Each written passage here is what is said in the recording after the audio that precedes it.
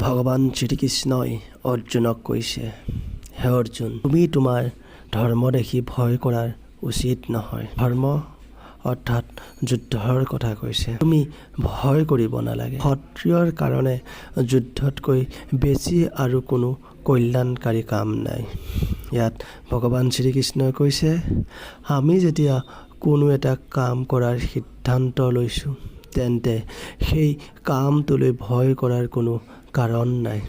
সম্পূৰ্ণ শক্তি মনোনিৱেশ কৰি সেই কামটোত লাগি যাব লাগে। নিৰ্ণয় কৰাৰ পিছত ভয় কৰা আৰু কোনো অৰ্থ নাথাকে।